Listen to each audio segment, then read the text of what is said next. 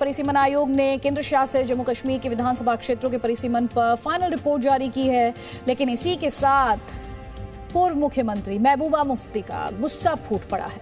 National conference ने भी BJP के खिलाफ आवाज बुलंद की है, लेकिन बड़ा सवाल यह है कि परिसीमन से अब्दुल्लाज और महबूबा मुफ्ती जैसे नेताओं को दिक्कत क्या है।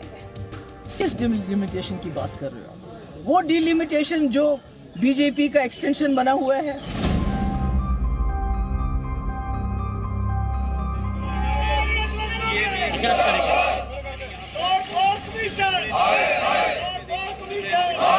सेंट्रल गवर्नमेंट विल डिसाइड कि ये को कब से लागू किया जाएगा।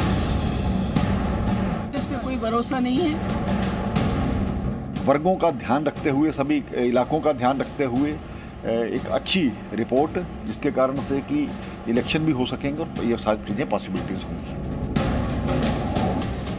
जम्मू कश्मीर के विधानसभा क्षेत्रों के परिसीमन पर अंतिम रिपोर्ट जारी होते ही एक बार फिर घाटी के नेताओं ने जोर शोर से परिसीमन आयोग की रिपोर्ट पर हंगामा मचाना शुरू कर दिया है। पीडीपी अध्यक्ष महबूबा मुफ्ती ने साफ तौर से परिसीमन के अंतिम रिपोर्ट को ही खारिज कर दिया।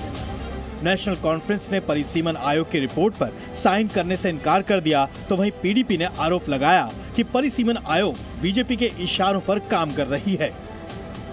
किस डिलिमिटेशन की बात कर रहे हो? वो डिलिमिटेशन जो बीजेपी का एक्सटेंशन बना हुआ है, जिन्होंने जो आबादी का जो बेसिस है उसको दरकिनार करके जैसे उनका दिल किया, जिस इलाके को जहां जोड़ा जहां तोड़ा, ये तो इसको हम पूरी तरह रिजेक्ट करते हैं। हमें तो इस पे कोई भरोसा नहीं है। नेशनल कॉन्फ्रेंस की वो एक्सेप्ट नहीं हुई है, क्योंकि हमारा बेसिक प्रमाइस ये था कि जो अनफेयर सीट डिस्ट्रीब्यूशन हुआ है, they have stuck to that unfair seat distribution. दूसरी ये बात कि जिस तरीके से जो हमने कंसर्न्स रेज किए थे उन पे भी जो है कोई गौर नहीं किया गया है।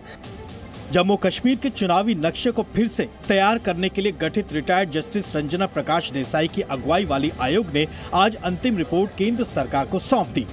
जब कमीशन ने पहली बार जम्मू कश्मीर गए तो हम सभी लोगों को आमंत्रित किया और हमने सभी लोगों से बहुत जो है विस्तृत चर्चा की थे, और अधिकतर लोगों की ये डिमांड थी कि हमारी कंस्टिट्यूंसी का नाम चेंज किया जाए, और कमीशन ने ज्यादातर सुझावों को माना, और ड्राफ्ट के बाद भी हमने करीब 13 कंस्टिट्यूंसी के नाम चेंज किए। सेंट्रल गवर्नमेंट विल डिसाइड कि ये को कब से लागू किया जाएगा। परिसीमन आयोग की रिपोर्ट में चुनाव क्षेत्रों को लेकर कई अहम सुझाव दिए गए, जिनमें जम्मू क्षेत्र में 6 और कश्मीर में 1 अतिरिक्त सीट का प्रस्ताव है। यानी सुझाव लागू होने के साथ ही जम्मू और कश्मीर में 90 विधानसभा सीटें हो जाएंगी।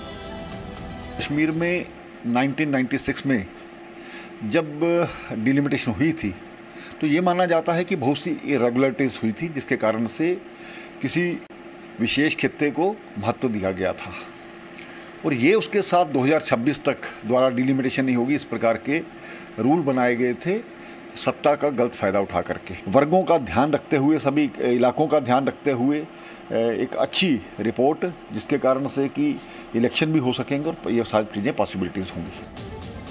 खास बात यह है कि प्रधानमंत्री नरेंद्र मोदी पहले से ही जम्मू कश्मीर के परिसीमन कराए जाने की जरूरत पर जोर देते रहे हैं। जम्मू कश्मीर में डिलिमिटेशन की प्रक्रिया चल रही है, और जल्दी से डिलिमिटेशन का काम पूरा होते ही भविष्य में वहां चुनाव हो, जम्मू कश्मीर के मुख्यमंत्रीगण हो, नई ऊर्जा के साथ विकास के मार्ग पर आगे बढ़े, इसके लिए देश प्रतिबद्ध भी है और प्रयासरत भी है।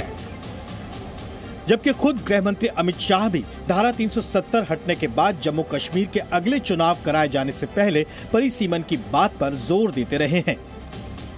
और जो मेरा हिसाब पूछ रहे 17 महीने में स्टेटहुड कब दोगे, स्टेटहुड कब दोगे, स्टेटहुड कब दोगे, हम जरूर देंगे, मगर मैं उनको पूछना चाहता हूं, ये मैंने भी कहा है स्टेटहुड टेम्पररी है, 17 महीने में हिसाब मांगते हो तो टेम्पररी 370 साल तक चली, उस वक्त क्यों हिसाब नहीं मांगते थे?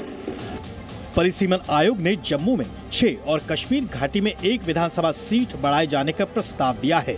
यही नहीं, आयोग ने 16 सीटों के आरक्षण का भी प्रस्ताव दिया है। जाहिर है जम्मू कश्मीर में विधानसभा चुनाव कराए जाने का रास्ता अब साफ हो सकेगा। ब्यूरो रिपोर्ट, जी मीडिया। आपके लिए जानना जरूरी है, पिछले 26 साल से जम्मू कश्मीर में परिसीमन नहीं हुआ। 1981 की जनगणना पर 1995 में आखिरी बार परिसीमन हुआ। आपको बताते हैं कि परिसीमन आयोग ने अपनी फाइनल रिपोर्ट में क्या क्या सुझाव दिए हैं।